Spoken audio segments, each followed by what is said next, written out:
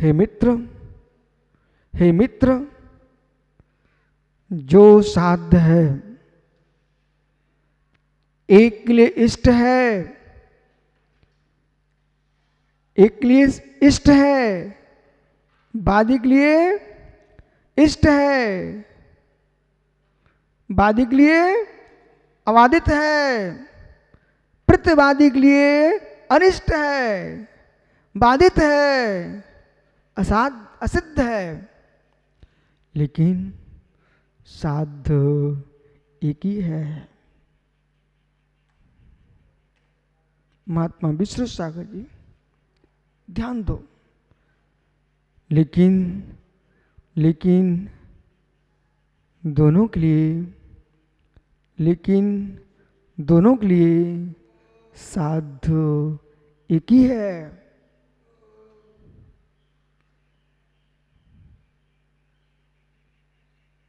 साध्य एक ही है। एक ही साध्य में दूषण भूषण प्रवृत्ति है। चक्रेश, एक ही साध्य में दूषण भूषण प्रवृत्ति है। साध्य तो तटस्थ है, साध्य तो मध्यस्थ है। साध्य की मध्यस्थता वादी प्रतिवादी को हैरान किए है। वादी को हैरान क्यों किए हैं? कि मेरा साध्य सिद्ध रहे, इष्ट अबाधित रहे, प्रतिवादी स्वीकार कर ले, इसलिए वादी हैरान है।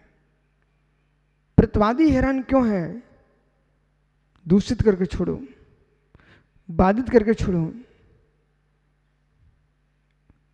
जो इष्ट मान रहा है उसको भी अनिष्ट करा के छोड़ो।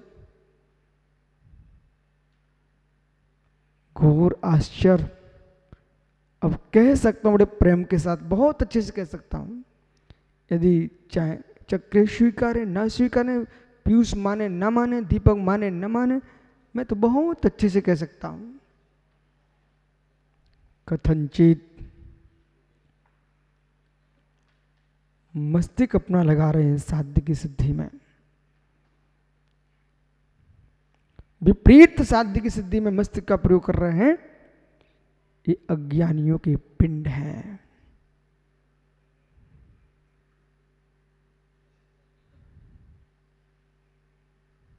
अज्ञानियों के पिंड हैं। आप तो मेरे साथ चलो, अपने मस्तिष्क को मेरे साथ मिला के चलो, आपको समझ में आएगा। अज्ञानियों के पिंड हैं।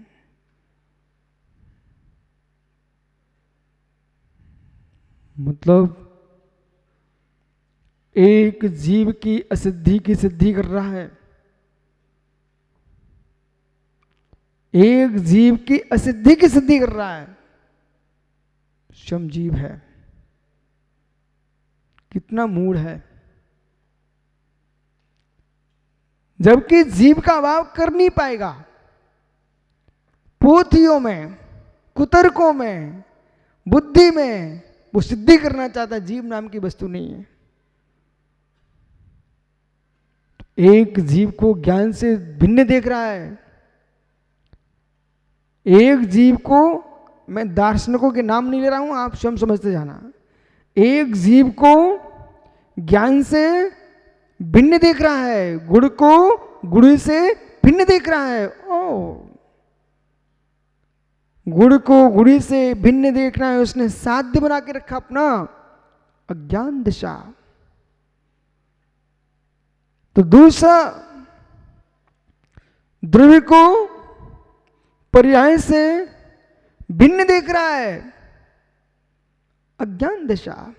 तीसरा सत्य से द्रव्य को भिन्न देख रहा है। हमारी नौवीं गाथा चल रही है, ध्यान रखना, विषय इस गाथा का है पूरा। सत्य से द्रव्य को भिन्न देख रहा है मित्र।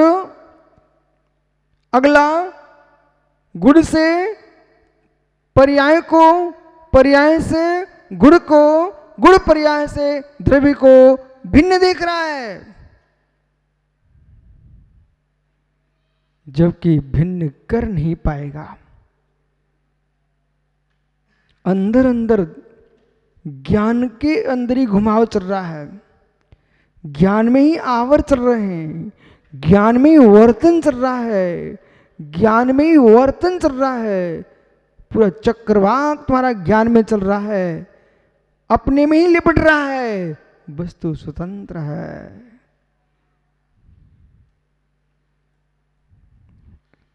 स्थूल स्तंभ देखना चाहिए, स्थूल स्तंभ देखना चाहिए, स्थूल स्कंद देखना चाहिए। सुमेरु पर्वत महास्कंद, ठीक है, सुमेरु पर्वत एक महास्कंद, उस सुमेरु पर्वत महास्कंद के चारों ओर चक्रवाक उठा, वो चक्रवाक उठा, उसने सुमेरु को घेर लिया। पर हे चक्रवाक, तू जब में ही घूमेगा, सुमेरु को नहीं घुमा पाएगा। आहा, आप आनंद नहीं लुट रहे हो, आप गहरे में जाओगे तुमको अभी आनंद टपकने प्रारंभ हो जाएगा। यानी चक्रवाक, चाहे समुद्र के मध्य का चक्रवाक ने घेरा हो सुमेरु को, चाहे वायु के चक्रवाक ने घेरा हो समुद्र को, समुद्र के चक्रवाक ने, चाहे वायु के चक्रवाक ने सुमेरु पर्वत को घेर लिया और चारों ओर घूम रहा है। मित्र, चक्रवाक ही घूम रहा है, ये बात घूम रहा है, वात घूम रहा है, वात घूम रहा है कि सुमेरु घूम रहा है। दीपक कभी मानस्तंभ पर अभिषेक के लिए गए किसी नगर में, जहां पर लकड़ियों की चाल बना दी जाती है और पहाड़ जिसको बोलते हैं आप, वो पहाड़ पर चढ़ करके लकड़ियों की पहाड़ पर और मानस्तंभ के श्री जी का अभिषेक करने गए। तो मालूम दूर से देखने वाले को दिखता है मानस्तंभ हिल रहा है, पर वास्तव में मानस्तंभ नहीं हिलता, वो पहाड़ हिलती रहती है, समझ रहे ना। लेकिन मानस्तंभ नहीं हिलता, देखने वालों को क्या दिखता है, वो हिल रहा है। ज्ञानी, वायु हिलती है, पीयूष अंदर जाना, अंदर वायु हिल रही है, मानस्तंभ नहीं हिल रहा है। वायु घूम रही है, चक्रवाक घूम रहा है, वाक घूम रहा है, वायु घूम रही है। सुमेरु कहाँ घूम रहा है? सुमेरु नहीं घूम रहा ना। ऐसे ज्ञानियों, अज्ञानियों के मुख में जीव घूमती है, अज्ञानियों के मुख में बातें घूमती है, हमारे सिद्धांत नहीं घूमते। तुम्हारी वायु घूम रही है, तुम्हारी बातें घूम रही है, तुम्हारी दुर्बुद्धि घूम रही है, तत्व तो जो है सो है।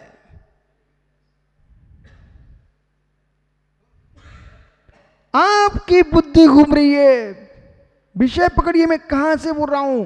आपकी बुद्धि घूम रही है, आपकी जिह्वा घूम रही है, आपकी बातें गालों में घूम रही है, लेकिन सिद्धांत नहीं घूमते हुए तो जो है सो अटल है। सुमेरु नहीं घूमता, सुमेरु नहीं घूमता, वायु घूमती है और चक्रवाक घूमते घूमते शांत हो जाते हैं। सुमेरु जहां है वही रहता है।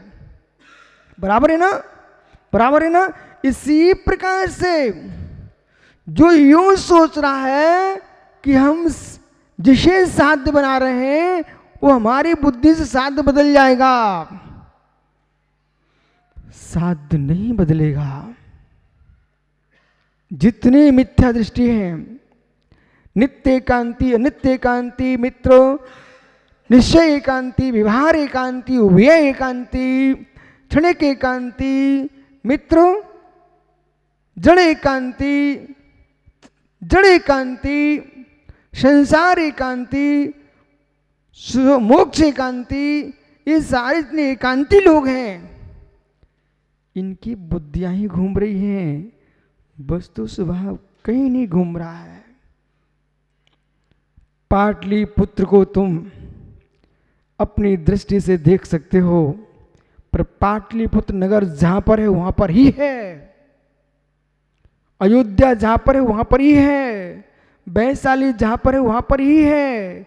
मित्र, आप तो अपने मस्तिष्क में घूम रहे हो, वस्तु की सिद्धि के लिए घूम रहे हो कि प्रसिद्धि के लिए घूम रहे हो, अपनी कसाई की सिद्धि के लिए घूम रहे हो।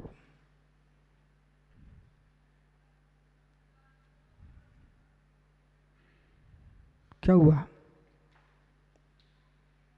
वस्तु की सिद्धि प्रसिद्धि के लिए, कसाई की पुष्टि की सिद्धि के लिए।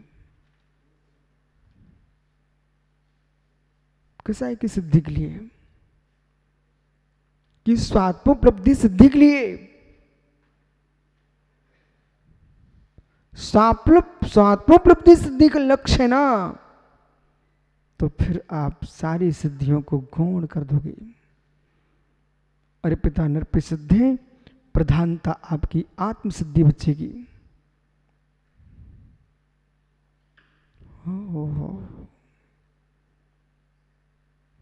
कितना दूर है लोगों का ध्यान धर्म से। इसलिए हम लोग सभी लोग ग्रंथों को प्रमाणित नहीं मानते, इसलिए हम लोग सभी ग्रंथों को सिर भी नहीं टेकते, इसलिए हम लोग सभी साधुओं की बात भी नहीं मानते, इसलिए हम लोग सभी साधुओं को नमस्कार भी नहीं करते, इसलिए हम लोग सभी तीर्थों को नहीं मानते, इसलिए हम लोग सभी तीर्थों को नमस्कार भी नहीं करते। हमको सत्यता और वीतरागता दिखती हो, मैं वहीं सिर टेकता। दीपक, आप क्या करते हो? जहां सत्यता नजर आती है, भूतार्थता दिखती है, वही हमारा तीर्थ है, वही हमारा सदगुरु है, वही हमारा आगम है, वही मेरा देव है, वही हमारा धर्म है।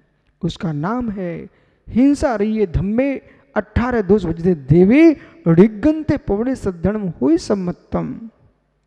हिंसा से रही धर्म, 18 दोषों से रही देव, निर्गंत श्रवण और वीतरागी वाणी, यही हमारा वंदनीय अभिवंदनीय है। जिन वाणी के नाम से भी किसी ने मिलावट की है, वो भी मुझे स्वीकृत नहीं है। इंद्रनंदी स्वामी ने इंद्रनंदी नीतिसार नाम ग्रंथ लिखा है, आप लोग ध्यान से सुनना। उन्होंने स्पष्ट लिखा है, ग्रंथों का अभ्यास भी ग्रंथ परीक्षा करके करना चाहिए। लव कुश, बेटा किसी भी ग्रंथ को उठा के नहीं पढ़ना, एक बार अपने गुरु से पूछ लेना, गुरुजी ये मैं पढ़ूं कि नहीं पढ़ूं। इस स्पर्धा में नहीं आना बेटा, ये पढ़ रहे मैं उसी को पढ़ूंगा, नहीं।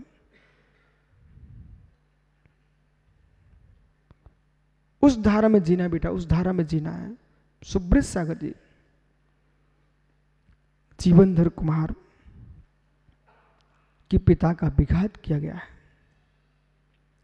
सत्येंद्र महाराज को काष्टांगर ने छल से मार दिया।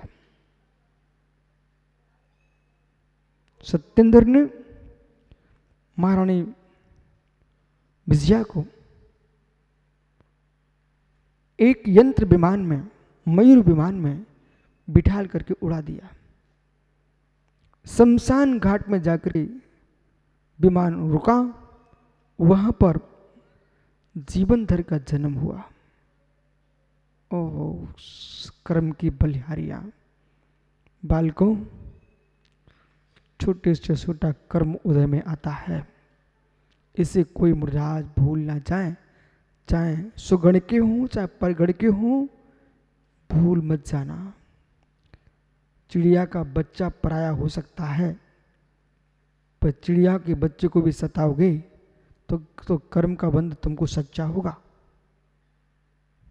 भैया, और अच्छा करोगे तो पुण्य का बंध होगा।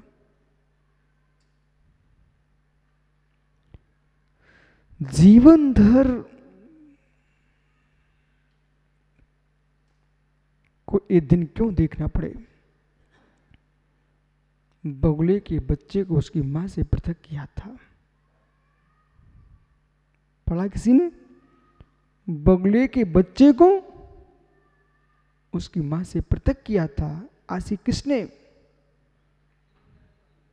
किसने? जीवनधर ने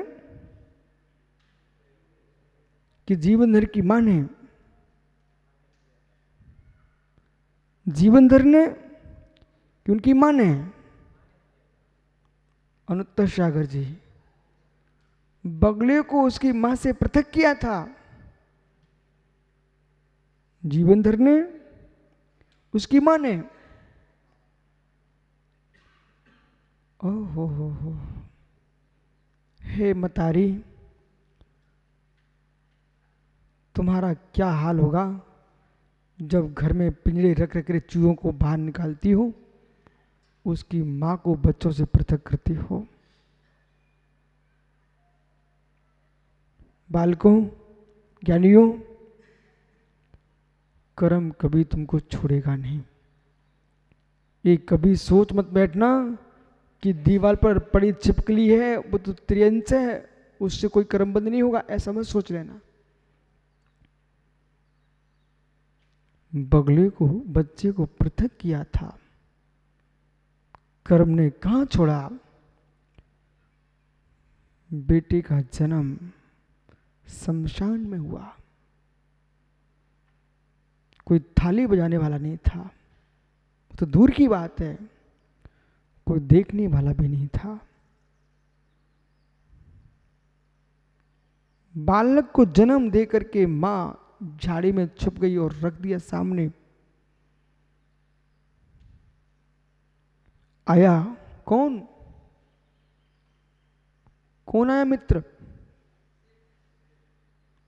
उठा ले गया, उसने सौंप दिया अपनी पत्नी को।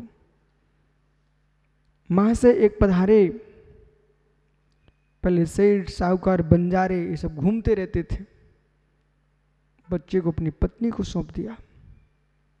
सनेश ने बड़ा हुआ और बड़ा होने के उपरांत शिक्षा की व्यवस्था की गई। उस शिक्षा की व्यवस्था के उपरांत उनके गुरु बहुत होशियार थे।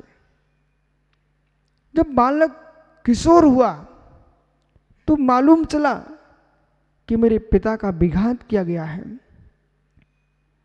मेरी मां साधु संतों के आश्रमों में रह रही है।